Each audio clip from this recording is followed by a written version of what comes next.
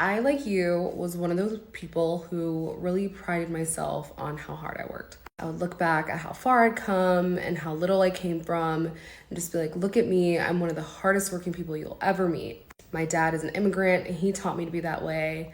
And I was just like, I'm making my ancestors proud, right? I am living their wildest dreams. I'm working hard. I'm working at these big tech companies, making a shit ton of money. I've shared this story a few times, but I'd love to share it again. Because the people who used to work with me at companies like Microsoft and the companies I was at before Microsoft would be really surprised to see the content that I put out now because I was a really hard worker.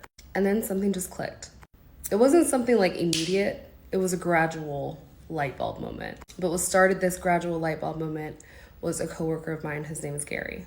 Gary had worked at Microsoft for about 4 to 5 years, on and off as a contractor. He was a recruiter and he was very hardworking. Everybody loved working with Gary because they knew if you work with Gary, Gary's gonna get it done.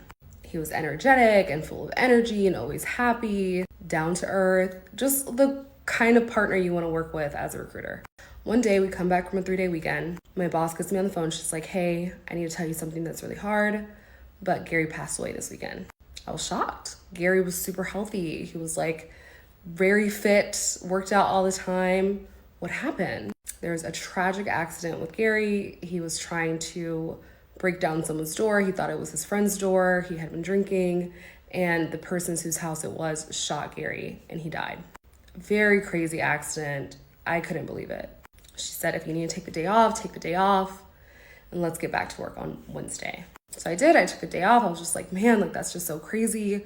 I can't believe how short life is. We come back to work on Wednesday. We're talking about everything that happened. She's making sure everybody's okay. And won't you know it, they had posted the position for Gary's backfill. Now, I was in recruiting. It was not life or death. It was not the most important job in the world.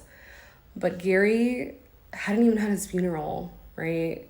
Like, we hadn't even been able to process what happened, and they already had his position posted and already had people interviewing by Friday. Mind you, Gary passed away very, very early Monday morning. We were off on Monday. We come back to work Tuesday. They have the position posted on Wednesday and already have people interviewing for Friday. That was the first of many instances in my corporate career that I realized that these companies really do not give a crap about you. You could work hard all your life and something as tragic could happen to you like it did to Gary, and they wouldn't even blink to post your position. Working in HR, especially recruiting, when you hear why positions are being posted and it's because somebody passed away, it's really tragic. Of course, the position has to be filled. I understand that. But I would hope for a company that I gave so many years to that they would at least give me a week before they posted the position.